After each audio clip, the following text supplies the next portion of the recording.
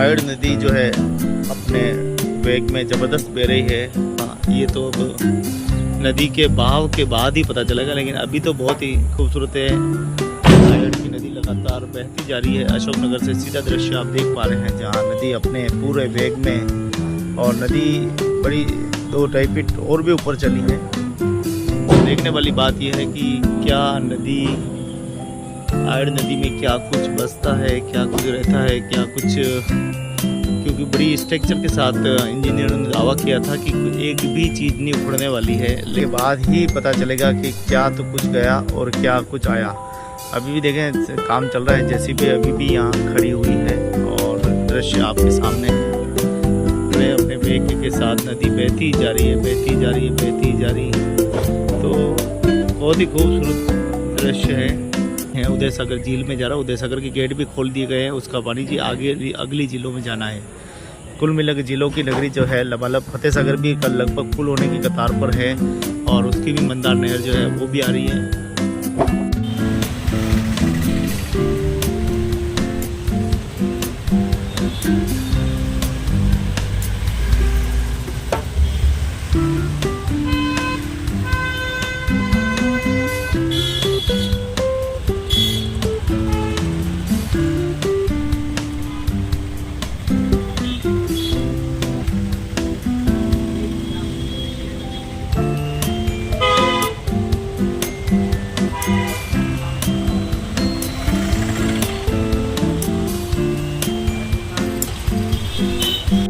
नगर में अभी भी मौसम बादल सा बना हुआ है। उदयपुर के दिल्ली गेट से दृश्य देख रहे हैं, जहाँ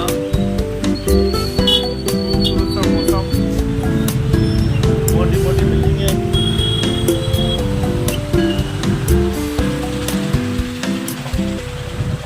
अभी थोड़ी देर पहले बारिश हुई थी, झमाझम रिमझिम बारिश चल रही है। नदी नाले सब उफान पे हैं। और आज कुछ तो बाबा रामदेव जी हो थाने गणी खमा,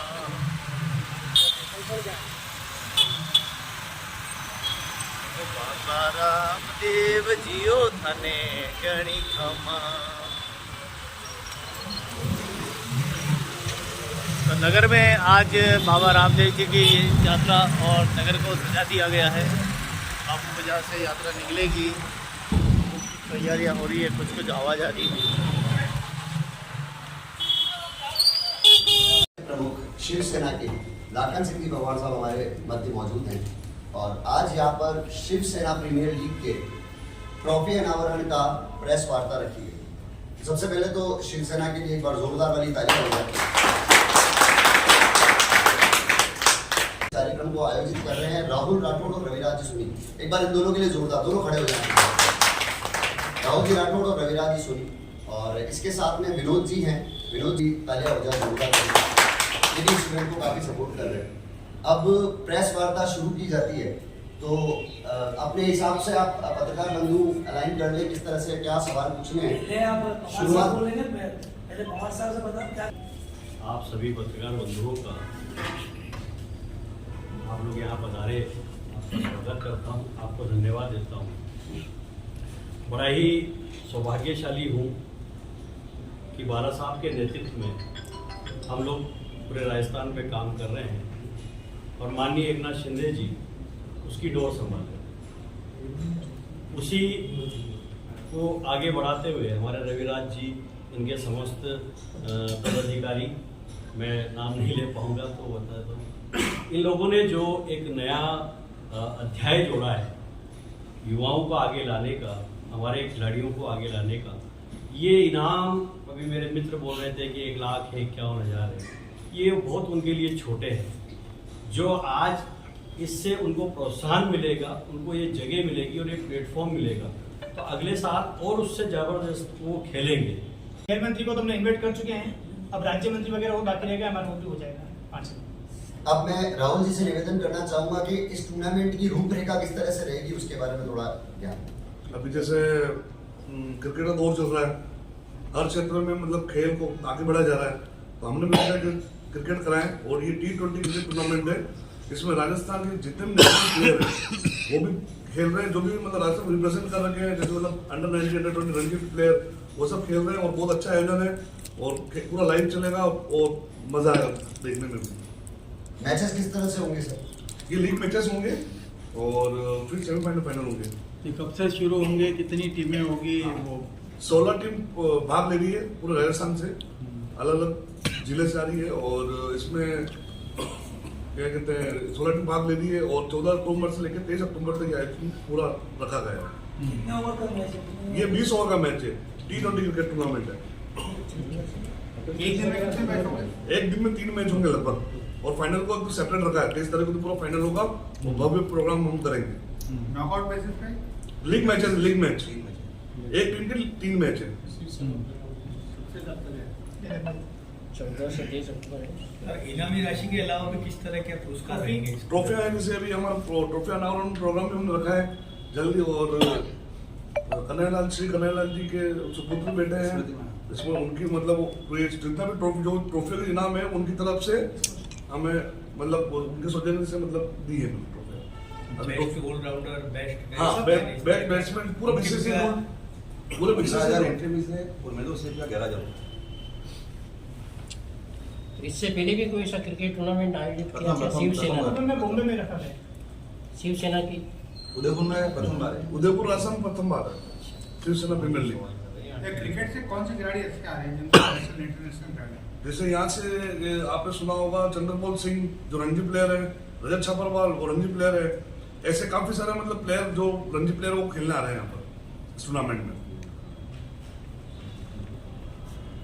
और वो जैसे आपका एक प्लेटफॉर्म है कि मतलब क्या सारे स्टेट प्लेयर खेल सकते हैं इसके अंदर? नहीं, इसमें सिर्फ एक टीम हमने को थोड़ा नापतोल भी रखा है, एक टीम में सिर्फ 2 नेशनल प्लेयर खेल सकते हैं ताकि मतलब वो संतुलन बना रहे टीमों का। राजस्थान के अलावा बाहर की भी कोई टीमें भाग ले रही राजस्थान के अलावा बाहर की टीम कोई पार्टी नहीं, सिर्फ राजस्थान प्रीमियर लीग राजस्थान के लोग ही खेलेंगे इसमें। है? उसमें नेशनल प्लेयर कैसे खिला रहे हैं? नेशनल राजस्थान को रिप्रेजेंट करने वाला नेशनल प्लेयर कहते हैं इसलिए। जो राजस्थान से नेशनल पे गए हैं। उदयपुर से कोई है क्या?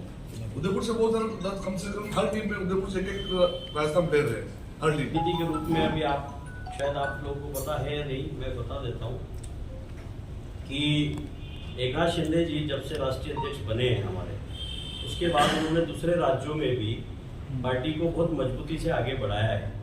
उसमें सबसे पहला उदाहरण जो है और सबसे बड़ी बात ये है कि यहाँ जिस तरह हमारे महाराणा प्रताप जी हैं उसी तरह उन मराठा हैं उनके शिवाजी हैं। तो राजस्थान और महाराष्ट्र का कल्चर काफ़ी एक दूसरे से मिलता हुआ है। और साहब से जब मैंने कहा कि साहब राजनीति के और संगठन को आगे बहुत समय हो गया, अब महाराष्ट्र तो बहुत मजबूत है, चाहे वहाँ एक सीसी राजेंद्र सिंह जी हुड्डा उन्होंने पार्टी ज्वाइन करी और फिर वो चुनाव लड़े लेकिन वो हार गए। उसके बाद चुनाव हो गए, सरकार बनी, लेकिन तब भी शिवसेना को जो चाहते थे तो अभी इस समय हमारे पास 3 विधायक थे। बसपा के 2 विधायक हैं जिन्होंने शिवसेना ज्वाइन की है, जसवंत सिंह गुर्जर और बाड़ी से विधायक है, और चूरू सादुलपुर से मनोज जी नागली है।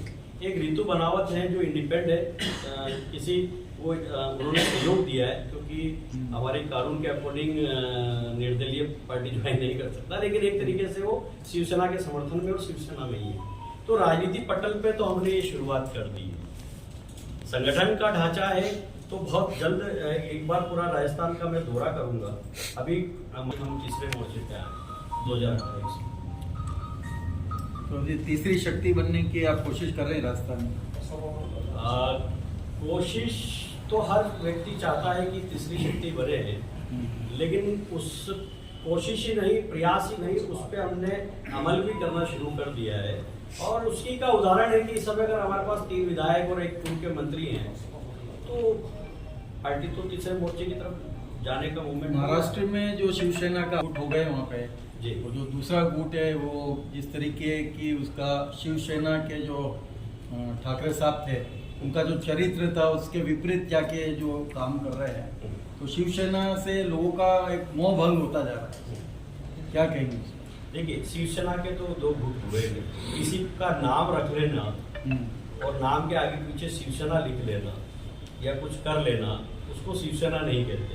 शिवसेना हिंदुहृदय सम्राट श्री बालासाहेब ठाकरे जी ने 1962 में जिसकी स्थापना की थी, उसका सिंबल जिसको चुनाव चिन्ह कहते हैं तीर धनुष, वो और उसका झंडा जो भगवा है वो आज उन्हीं के शिवसैनिकों के हाथ में है। और अगर भाग हुआ है, अगर अलग कुछ भाग हुआ है तो वो विचारों का हुआ है। बाला साहब के विचार, उनके आदर्श हमारे साथ हैं और शरद पवार और कांग्रेस के विचार और आदर्श उद्धव साहब के साथ हैं।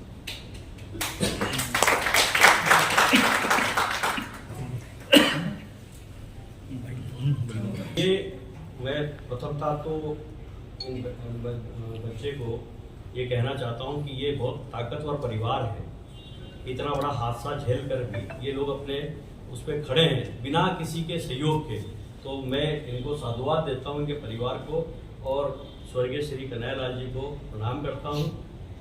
रहा सवाल सहयोग का, तो उस समय आपको याद होगा कि कांग्रेस के इनसे मिलके हमें ताकत प्राप्त हुई कि किसी के लिए अगर आप लड़ने जाओ और वो व्यक्ति आपके साथ ना हो तो भी आदमी अधूरा हो जाता है।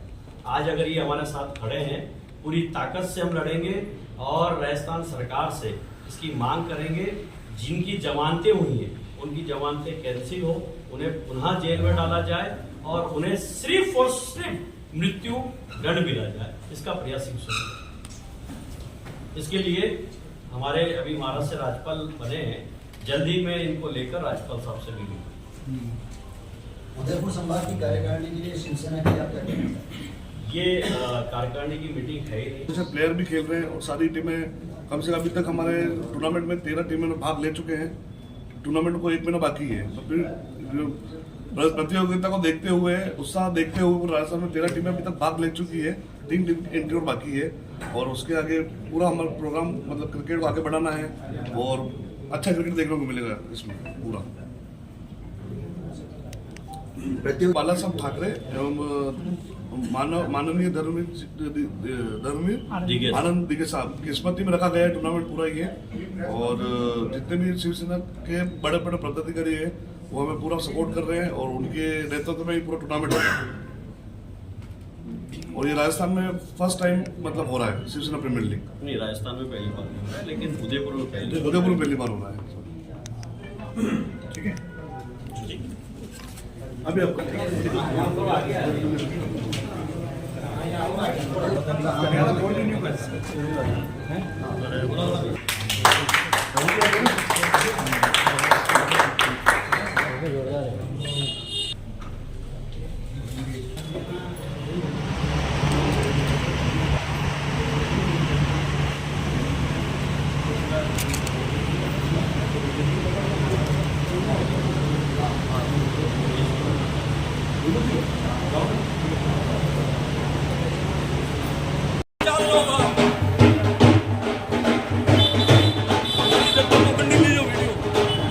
આજનો ઉજળી બીજનું આયોજન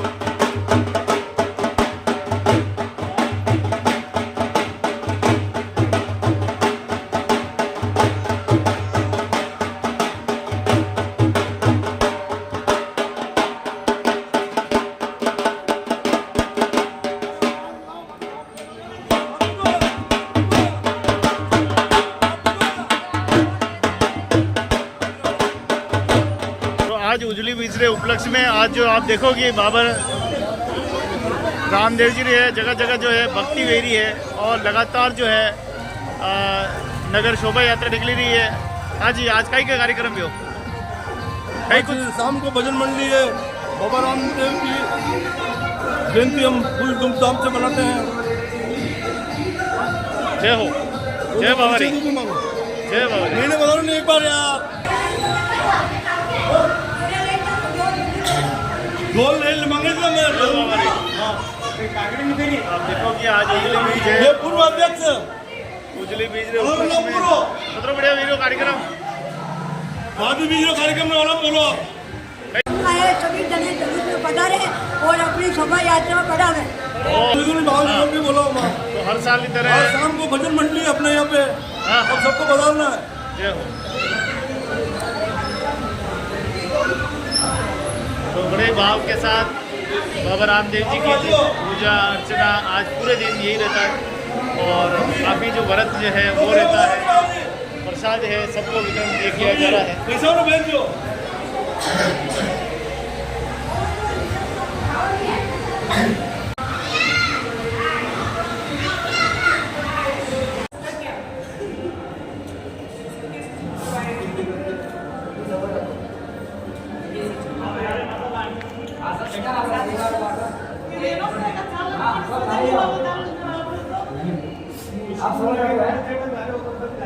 हमारे को मदद के लिए आगे भी आपको आपको भी उसको भी मिलनी चाहिए।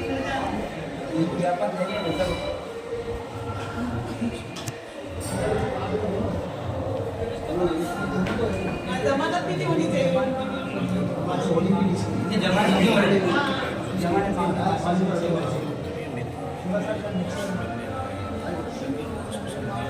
पूरा घर खाली करके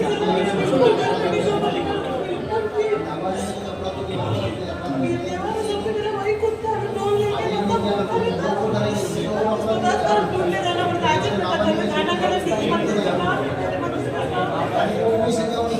खाना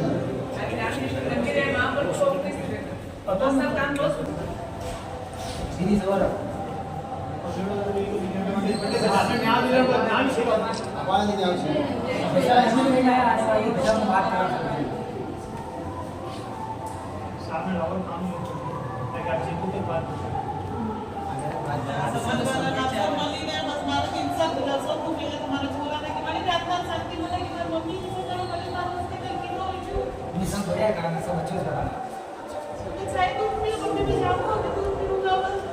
आगे भी क्यों बोले काम करते हैं मेरे को मम्मी मम्मी सुनने के लिए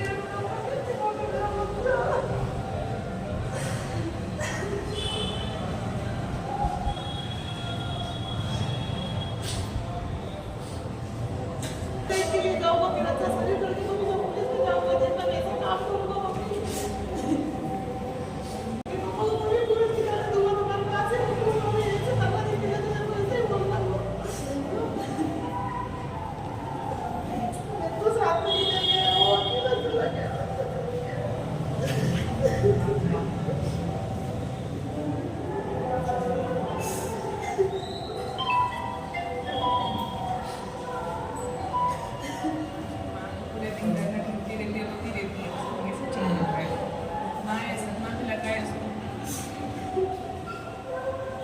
मैं आपके दुख को कम तो नहीं कर सकता, बुलाया नहीं कर सकता, लेकिन एक वचन देके जा और आज तक पूरे राजस्थान में और जल्द से जल्द अभी मैं वापस मुंबई जा रहा हूँ, एक बार शिंदे साहब से मिलकर आपकी बात मुख्यमंत्री तक और राज्यपाल साहब से मिलकर उनको कठोर से कठोर सजा हो और वो जेल से जब लौटे दोनों बाप बेटे, जिस तरह हमारा बच्चा अर्थी में गया है वो भी अर्थी में ही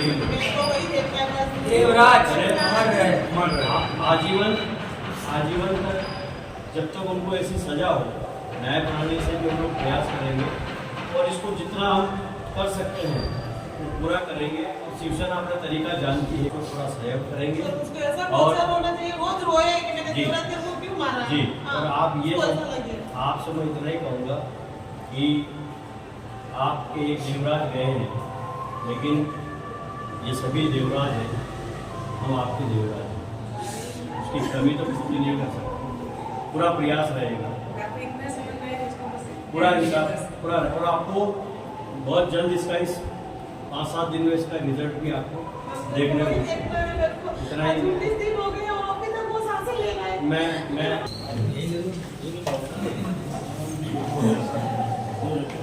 जीवित रहेगा। मुझे घर तो बहुत छोटी सजा है, वो जब तक जीवित रहेगा। लक्ष्मण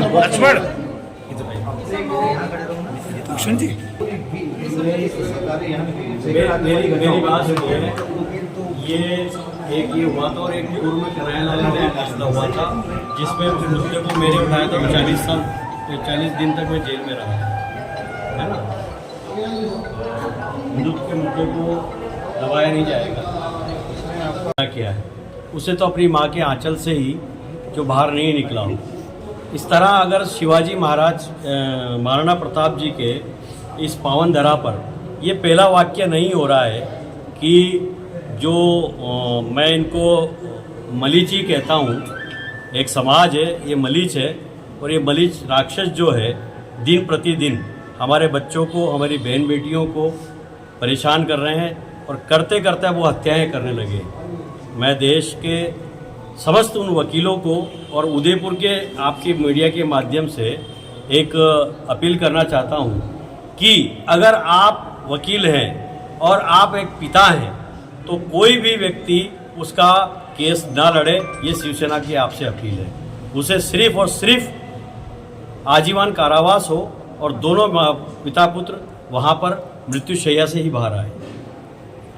सर, कहीं ना कहीं जैसे अपराधी है वो नाबालिग है, तो उसके ऊपर क्या कानून लगाए जाए? आप उसको क्या सरकार से डिमांड करेंगे इस चीज़ के?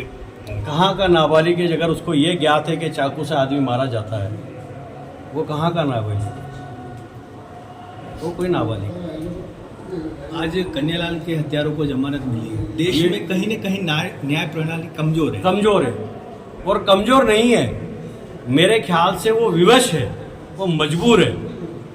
और इतनी मजबूर न्याय प्रणाली अगर होती है कि सरेआम उसका गला रेता गया, उनको मारा गया, उसका वीडियो अपलोड करके उन हत्यारों ने डाला, उसके बावजूद अगर उनको जमानत मिल जाती है, तो मैं ऐसी न्याय प्रणाली से बड़ा मुझे दुख है। और मैं यही कहना चाहता हूँ कि पट्टी तो आपने बांध ही रखी थी, अब तो शायद आपने आत्मा भी बांध ली।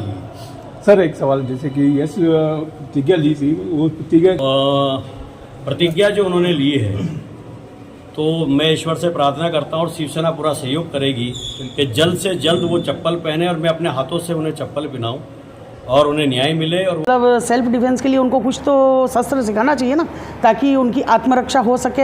अकेले कहीं भी जाए तो उनको डर ना लगे। हम भी हैं, हमारे भी 8-10 मंदिर, हमें भी बाहर जाना पड़ता था। हमने ये सोचा महिलाओं के लिए पहले महिलाओं को ये चीज़ सिखाई जाए और उनको बाहर निकलने के लिए निडर होवे वो, इसलिए हमने ये चीज़ की। और 1 सितंबर से 5 सितंबर तक हमने आयोजन रखा, तलवार लठ वगैरह चलाना, चक्र चलाना, और खुद मतलब सेल्फ कोई भी काम कर सके आराम से। और इसके लिए हमने गौरीशंकर जी वसीठा जी को बोला था, उन्होंने अपना समय दिया, उनका बहुत बहुत आभार, बहुत बहुत साधुवाद। अभी हमने केवल महिलाओं का रखा था, लेकिन इसमें क्या बड़े बच्चे सभी आए थे और बड़े उत्साहित होकर और वो भाग लिया उन्होंने, और हमें भी अच्छा लगा। अभी तो और कह रहे हैं कि आप आगे अपने मीठा राम जी मंदिर का ही आप अखड़ा चलाएं, और हम लोग सब तैयार है, बच्चे वगैरह। हम यही चाहते हैं महिलाएं लेके निकले। अगर हमें परमिशन मिलती है तो रामरेवाड़ी में महिलाएं तलवार लेके जाएंगी इस बार। और आगे आयोजन हमारा ऐसा है, 200-250 महिलाएं आए और बड़े मतलब स्केल पे हम लोग करेंगे ये चीज़। इस चीज़ का प्रचार हो, उसके लिए क्या करेंगे आप? वो चीज़ आगे पहुंच सके महिलाओं तक, कोई चीज़ रखे और आराम से वो निकले, बिल्कुल डर ना रहे। और डर के अगर अंदर बैठ गए तो वो कुछ नहीं कर पाएंगे, इसलिए उनको डर तो भगाना पड़ेगा एक बार, और घर के बाहर आना पड़ेगा। तो ये आपने बीड़ा उठाया सिर्फ 5 दिन का ही क्यों? अभी इसलिए एक शुरुआत की हमने 5 दिन की कि कैसा रिस्पॉन्स मिलता है। हमको बहुत अच्छा मिला। आगामी अगर ठाकुर जी ने चाहा तो हम पूरा साल करेंगे, ताकि रेगुलर करते रहें। कोई न कोई महिला, अब जैसे आप सुनेंगे अब देखेंगे तो वो फिर कल पूछने आएंगे। तो आगामी रामरेवाड़ी का 14 तारीख का उत्सव है, वो ख़त्म होने के बाद हम नियमित रूप से क्लासें लगाएंगे 2 घंटे की। आती हूँ और यहाँ आकर के मैं प्रशिक्षण लेती हूँ और मुझे काफ़ी अच्छा लगा। जैसा कि महाराज जी ने बताया कि फर्स्ट दिन तो 1-2 महिला थी, लेकिन धीरे धीरे हमारा कुनबा बढ़ता गया। तो यदा यदा ही धर्मस्य ग्लानिर्भवति भारत अभ्युत्थानम् अधर्मस्य तदात्मानं सृजामि। तो क्या है कि हमारी रक्षा के लिए हमें ये करना ही है, हम अपनी सुरक्षा के लिए ये सीख रहे हैं। धन्यवाद। आपने जो शिक्षा यहाँ प्राप्त की है, तो क्या भविष्य में आगे आप और महिलाओं को या बच्चों को सिखाएंगी या क्या करेंगी? जी, मैं बिल्कुल सिखाऊंगी। मैं स्कूल से हूँ तो मैं ये कोशिश करूँगी कि मेरी विद्यालय की छात्राओं को भी मैं इसके लिए प्रोत्साहित करूँ, उनको आगे बढ़ाने का प्रयास करूँ। ठीक लगता है, क्या सोचते हैं? नहीं, बिल्कुल सही बात है। इसीलिए तो हम लोगों ने भी यही कदम उठाया, क्योंकि प्रशासन भी अपना सहयोग नहीं करता। आज देखिए मंदिरों में शास्त्र है पर शस्त्र रखने के लिए परमिशन नहीं देते। मैंने 2015 से अपनी खुद की मैंने एप्लीकेशन लगा रखी है, यहाँ फॉर्म भर रखा है, 3 बार फॉर्म भरा। मैंने 17 में आखिरी फॉर्म भरा है, लेकिन मुझे आज दिन तक कोई रिवॉल्वर का लाइसेंस नहीं मिला। जब हमारे पास में प्रॉपर्टी इतनी है कि जैसे राजसमंद भी है, हमारे चित्तौड़ भी है, हमें सब जगह जाना पड़ता है, वृंदावन भी है, चारों तरफ हमारे मंदिर हैं। अब हम अकेले हैं, गुरुजी हम की उम्र हो चुकी है, जाते हम ही, लेकिन अगर हमारे पास कोई शस्त्र नहीं है तो हम कैसे जाएंगे? शास्त्रों से काम नहीं चलता। जहाँ शास्त्र होते हैं वहाँ शस्त्र भी होना जरूरी है। तो हमने में होता है, उज्जैन में होता है, नासिक में होता है। तो शाही स्नान के अंतर्गत भी अखाड़ा प्रदर्शन होता है और संत नागा संत वगैरह सब अपना अखाड़ा प्रदर्शन दिखाते हैं। ये परंपराएं कहीं लुप्त हो गई है और हम इसी परंपरा को जागृत करने के लिए हमने ये बेड़ा उठाया है और आगे भी उठाते रहेंगे। आज बच्चों को किस तरीके की शिक्षा देने की आवश्यकता है ताकि वो पढ़ के? सबसे पहले तो ऐसा होना चाहिए कि बच्चों को गुरुकुल में एडमिशन कराए। एक बच्चे का गुरुकुल में एडमिशन होना बहुत ज़रूरी है। जब वो बच्चा अगर गुरुकुल में पढ़ाई करेगा, वेद वगैरह सीखेगा, भागवत सीखेगा और हवन वगैरह पूजन वगैरह सीखेगा, उसके साथ में इनका शस्त्र विद्या का भी ज्ञान होगा। तो हम ये चाहते हैं एक बालक विद्यालय में गुरुकुल के अंदर जरूर भेजा जाए, चाहे भले वो 2 घंटे ही भेजे। जहाँ गुरुकुल चल रहा है, अगर आजू बाजू वाले हैं तो 1-2 घंटे भेजे, नहीं तो परमानेंट बच्चों का एडमिशन कराए। हमने यहाँ रामानंद वेद विद्यापीठ भी खोल रखा है, अपने बच्चों को वो भेज सकते हैं। मेवाड़ी या धरती है, आप दृश्य देखी रहो। मीठा रामजीरा मंदिर हो जटे श्री नवनिधि सेवा संस्थान एवं मेवाड़ शक्ति कल्याण ट्रस्ट के संयुक्त तत्वाधान में यो शस्त्र रिकवर जो प्रशिक्षण कार्यक्रम है यो चाली रो है। आपने बताओ कि यो लगातार छोटा बालक ने शस्त्र कितना चलाना और नारिया ने जो है किस तरह शस्त्र चलाना मंडे 12 में जो है प्रशिक्षण दिया जा रहा है। मेवाड़ी या धरती है जटे एक बार प्रशिक्षण जो केंद्र है किस तरह शस्त्र चलावे मंडे 12 में महंत हर्षिता दास जी जो है लगातार जो है सभी ने प्रशिक्षण दे रहा है। और महंत जी रो कहना है कि हर व्यक्ति ने कम अपनी जान बचा बातें शस्त्र रो ज्ञान तो वेणो ही चाहे। शस्त्र केंद्री जान लेवा बातें नहीं है, प्रशिक्षण सिर्फ और सिर्फ अपने स्वयं ने बचाव आते हैं और संकट में अगर पड़ जामा तो वन टाइम ये शस्त्र जो है अपनी रक्षा और सुरक्षा का जो है वे करे हैं। तो मेवाड़ी यानी धरती मंदिर उदयपुर जटे मंदिर में गुरु माता जो है महंत हर्षिता दास जी जो शस्त्र और ज्ञान दे रहा है, जड़ी में तलवार बुरी है। तो अपने बच में महंत हर्षिता दास जी है बड़ो हम जगह की आखिर मेवाड़ी यानी आन और बान और शान पे आखिर कटे ऐसी दिक्कत अपने आएगी कि आज अपने पाँचों एक बार शस्त्र हिकवारी जरूरत पड़ेगी। स्वागत है आप। मैं हर्षिता दास मीठा रामजीरा मंदिर हूँ। यह चीज़ तो सभी जान रहे हैं, आजकल सबरे माथे मतलब आफत है ही। और लड़कियाँ महिला बच्चा अब यदि स्कूल विद्यालय जैसे जटे आप शिक्षा लेवाने जावा वही जगह भी अगर बच्चों सुरक्षित नहीं है तो अपन तो सब पहले यह चीज़ जरूरी है कि भाई शस्त्र बच्चा ने आणो जावे। आने वास्ते मान लोग चाहिए रहा कि भाई कि बच्चा हर एक महिला पुरुष और बच्चा ने शस्त्र विद्या देनी बहुत ज़रूरी है। कई प्रकार यहाँ पर शिक्षा दे रहा है और आपने कहीं लागे कि यह ज्ञान लेवर बाद ये अपने स्वयं की रक्षा कर सके। कई प्रकार आपकी जो सोच है मानी सोच यही है कि भाई चाहे जो मिले लठ मिले चक्र मिले चाहे तलवार मिले चाहे लकड़ी भी कहीं भी चीज़ मिल जाए वही आपने आपरे ऊपर कोई भी अगर हमलो करे आप अपनी सेफ्टी कर सको। आने वास्ते हम लोग यो कर रहे हैं कि हर बच्चा ने अपने शस्त्र चलानो आनो चाहे। रोज अखबार खोला, रोज कहीं देखा, रोज देखा ही हो इसके। आज वणी वन ने चाकू मार दी तो आज वणी वन ने पेंसिल मारी। कुछ दिन पहले आयो भाई वन ने पेंसिल मार दी थी 32 बार वणी को काले मुँह ब्लेड मार दूंगा, काले मुँह चाकू ले आऊँगा, धमकियाँ देवा का काम चल रहा है। तो एक बार अगर आप हम लोग करें उन पहले अपने संभलना पड़ेगा। आखिर अब घनी शिक्षा री और जई रहा आज ये जो पीढ़ी है, आज जो ये गलत मानसिकता री सोच है वो घटी जाई रही है, आपने की लागे? नहीं ये आजकल तो बस यही है मार धाड़, और आपा यो नहीं चाहूँगा मार धाड़ करा, आपा यो चाहूँ बच्चा ने अच्छी शिक्षा देवा, बच्चा ने गुरुकुल में एडमिशन करावा ताकि बच्चों अच्छा संस्कार लेगा। और असी मार धाड़ की शिक्षा अपने महीने नहीं देवे, ये विधर्मी लोग वे जो अपने बच्चा ने अच्छी शिक्षा देवे। और माँ लोग तो ये चाहूँगा बच्चा बहुत बढ़िया शिक्षा लेवे, स्कूल जावे चाहे गुरुकुल जावे, असी मार धाड़ की चीज़ कहीं भी नहीं काम लेवे। जय श्री राम। मारा नाम बसंती वैष्णव और मेवाड़ शक्ति कल्याण ट्रस्ट की संस्थापिका अध्यक्ष। और अभी दोनों संस्था के माध्यम से आपने मीठाराम जीरो मंदिर रावजी राटा उदयपुर शहर में मेवाड़ में गुरु ये तलवार सिखाने का जो इन्होंने लिया, इसलिए अनिवार्य ली दो क्योंकि आपने मेवाड़ा में इन्हें बच्चा समझे को नहीं और जब छोटी छोटी बात में चक्कू निकाल लेवे और चक्कू छुरा चल रहा है। और छोटो सा मैं ऐसे देना चाहूँ उदयपुर वासियों वास्ते कि अगर आपने बच्चा ने अगर आप तैयार नहीं करोगे, हर चीज़ में तैयार नहीं करोगे, आने वाला समय में पीढ़ी के कई न कई बच्चे सीखते रहेंगे। और मैं ये मैसेज देना चाहूँ उदयपुर शहर के अंदर ये जो शिविर स्टार्ट किया, ये शिविर हर शहर में एक सप्ताह निःशुल्क रखा जाएगा, गौरी शंकर जी की तरफ से है और मीठाराम जी का मंदिर महेंद्र हर्षिता दास जी और ये अपने नवनिधि संस्थान की ओर से दोनों संस्थाओं की तरफ से ये कार्यक्रम रखा गया। तो आज इसके 5 दिवस पूरे हो गए और मैंने बड़ी खुशी है कि आपने शहर में आए ने इतना बढ़िया कार्यक्रम शुरू कर दो महन जी के यहाँ से और ठाकुर जी यहाँ से शुरुआत, पूरे शहर में ये कार्यक्रम चले। झीलों की नगरी उदयपुर से सीधा दृश्य देख पा रहे हैं, स्वरूप सागर झील का दृश्य देख पा रहे हैं, जहां पर पूरा दृश्य आपके सामने है कि किस प्रकार से गेट और ज़्यादा खोल दिए गए हैं और पानी मात्र 1.5 से 2 इंची चादर चल रही है क्योंकि लगातार पहाड़ों में हो रही बरसात को देखते हुए जो इसका जलस्तर है लगभग ज़्यादा खोल दिया गया है। लोग यहाँ रुक रुक कर जो है नज़ारे देखते हुए दिखाई दे रहे हैं। तो चलिए हम चलते हैं और कितना कुछ यहाँ पर पानी खोला गया है क्योंकि ये शाम का समय है जहाँ जब यहाँ पर ट्रैफिक बहुत ज़्यादा रहता है, काफ़ी ट्रैफिक, क्योंकि ये सबसे बड़ा जाडोल जाने वाला मार्ग है और काफ़ी व्यस्त रहता है। टूरिस्ट भी बड़ी बड़ी जो होटलें हैं वो यहाँ रहता है, ट्राइडेंट जैसी बड़ी होटलें, अनंता जैसी बड़ी होटलें, विश्वविख्यात होटलें भी इधर ही हैं।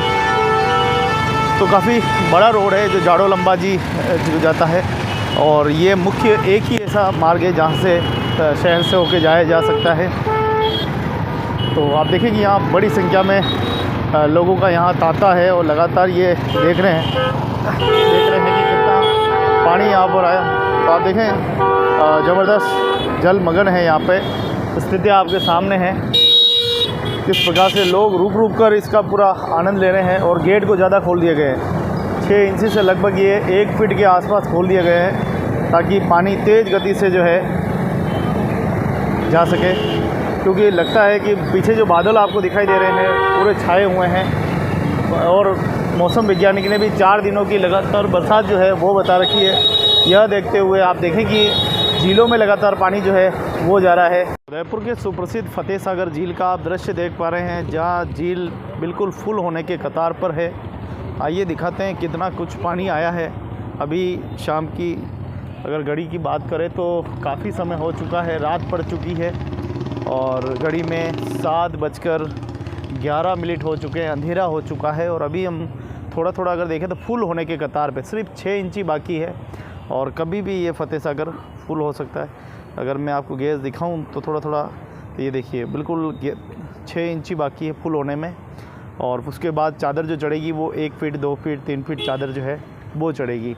कुल मिलाकर उदयपुर वासियों के लिए बड़ी खबर है कि जो पानी 3 दिन पहले 4 दिन पहले यहाँ पर घास उग रही थी, धीरे धीरे ये पानी जो है ऊपर तक पहुँचने लगा है। कुल मिलाकर ये देखिए पंक्तियों तक पानी पहुँच चुका है और कुछ ही देर में 2 दिन में मुझे लगता है कि धीरे धीरे ये पानी और भी छलकेगा और फतेह सागर भी छलकने की उम्मीद जो है वो दिखाई लगातार हो रही है। उदयपुर में बारिश और विशाल जिस स्तर पे जो है सिसारमा नदी का जलस्तर आया है उससे इस फतेह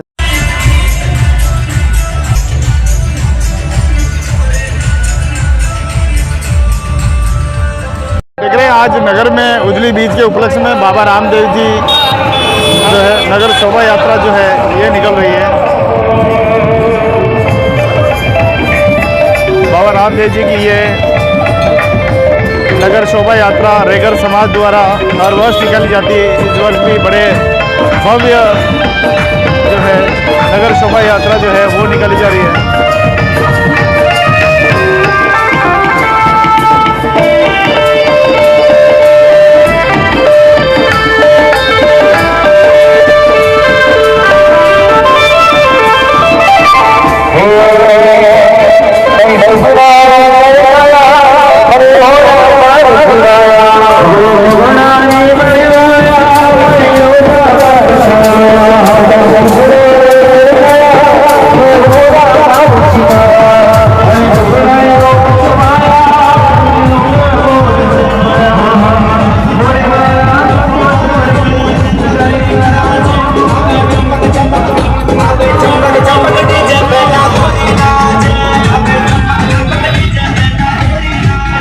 बड़े धूमधाम के साथ आप देखिए कि उजली बीच के उपलक्ष्य में आज ये नगर में बाबा रामदेव जी की नगर शोभा यात्रा निकल रही है और बड़े ही उत्साह के साथ देखिए बड़े ही धर्म प्रेमियों ने यहाँ भाग लिया है और ये रेगर समाज द्वारा ये भव्य कार्यक्रम आयोजित जो है नगर में हो रहा है।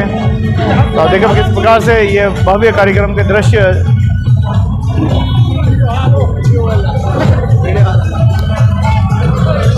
क्या कुछ ले रहे? रामदेव जी की शोभा यात्रा निकल रही है। आज ही के दिन बाबा रामदेव जी ने जन्म लिया था। उसको रेगर समाज उदयपुर बढ़िया हुस्से से मनाता है। रात को भजन संध्या रखी गई और अभी महारैली के रूप में पूरे उदयपुर में एक महारैली निकली।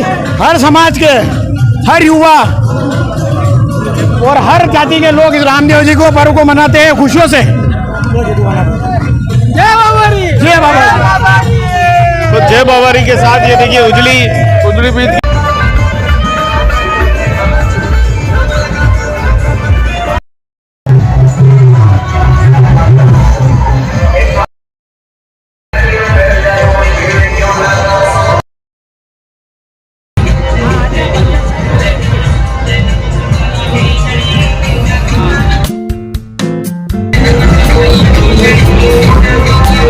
Thank you.